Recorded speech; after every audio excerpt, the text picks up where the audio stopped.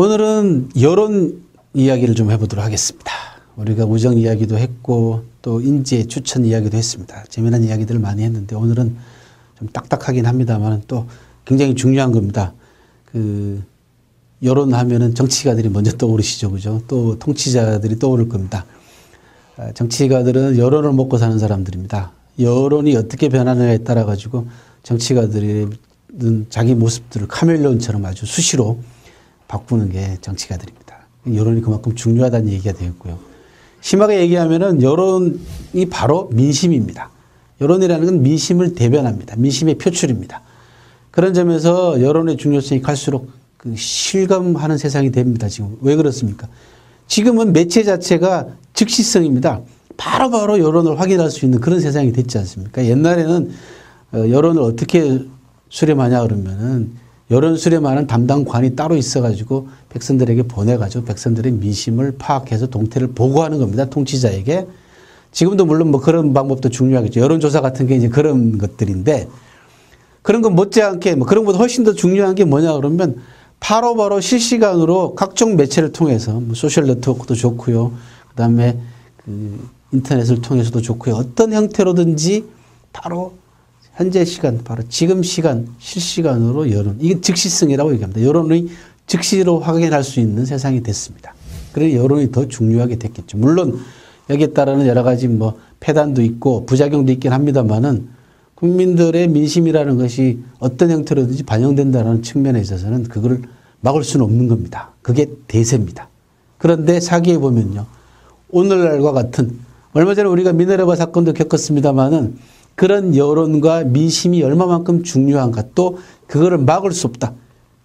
통치자들이나 권력자들이나 정치가들이 강제로 백성들의 입을 막을 수 없다라는 걸 확인했지 않습니까? 근데 수천 년 전에 사기에도 이미 그 이야기를 하고 있습니다. 그 이야기가 바로 오늘 강의의 주제인 방민지구 심어방수라는 유명한 명언입니다. 글자를 풀이하자면 이렇습니다. 방, 막을 방자입니다. 민지구는 인민, 백성의 입입니다. 백성의 입을 막기란 심자는 심하다라는 뜻인데 어렵다, 힘들다라는 뜻입니다. 심어방수, 물을 막기보다 이때 물이라는 건 이제 홍수 같은 걸 얘기합니다. 백성의 입을 막기란 홍수를 막기보다 더 힘들고 어렵다라는 유명한 말입니다. 어떻습니까? 굉장히 멋진 말이죠. 그죠?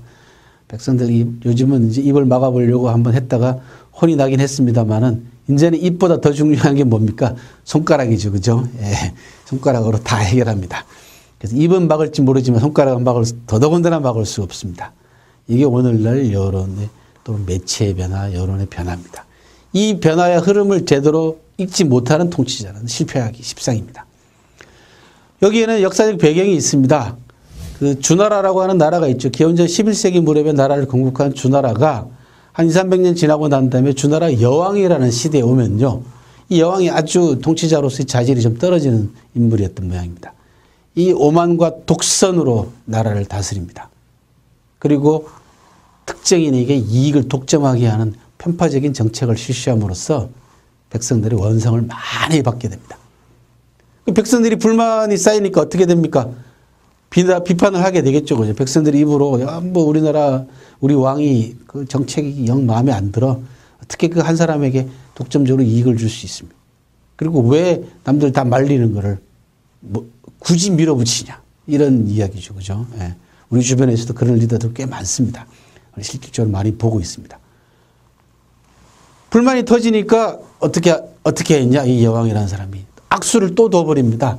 무슨 악수를 두냐 그러면 불만을 터뜨리는 사람을 잡아다가 처벌합니다. 그래도 근절이 안 되니까 어떤 방법까지 동원하냐 그러면 이웃 나라에서 무당을 불러와 가지고요.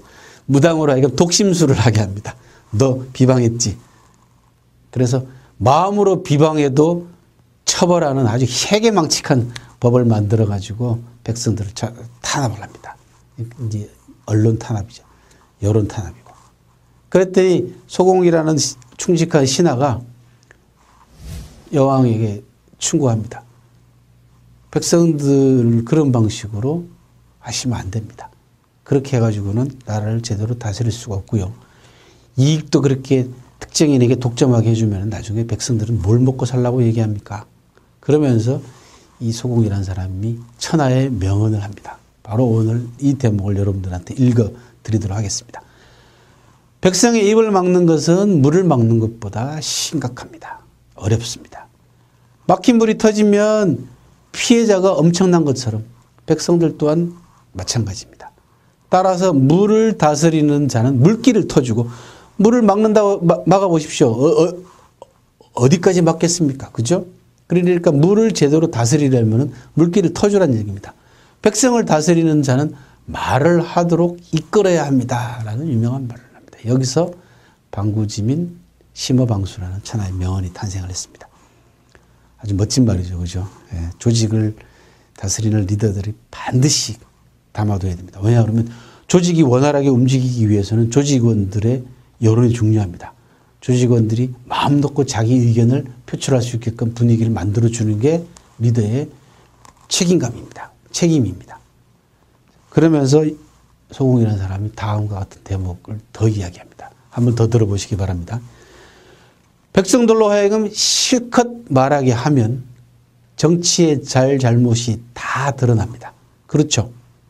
잘하는 건 잘한다고 칭찬할 것이고 백성이 못하면 못한다고 얘기할 것입니다. 그러니까 내가 잘하고 있는지 못하고 있는지는 백성들의 여론을 통해서 다 확인할 수 있다는 얘기입니다. 자, 그런 다음에 좋은 일은 실행하고 나쁜 일은 방지하는 것.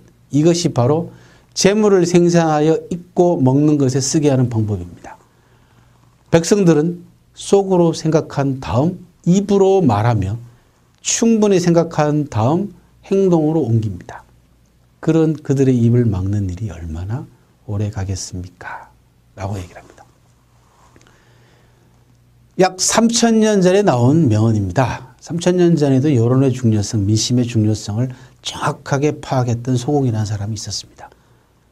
주 여왕 결국은 이 충고를 받아들이지 않고 계속해서 강경책으로 밀고 가다가 국인들이라고 합니다. 그 당시에 백성들의 쫓겨납니다. 쫓겨나서 외지에서 결국은 다른 나라로 다른 지역으로 망명해서 쓸쓸하게 일생을 마감하고 맙니다. 민심이 천심이다라는 얘기를 굳이 말씀드리지 않아도 여론이 얼마만큼 중요한가라는 건 각 조직 리더들이 잘 알고 계실 겁니다. 바로 소공이 했던 백성들의 입을 막는 것은 홍수를 막는 것보다 더 어렵다는 이야기 새겨두시면은 조직을 원활하게 소통하는 소통의 문화를 정착시킬 수 있으리라고 생각을 합니다.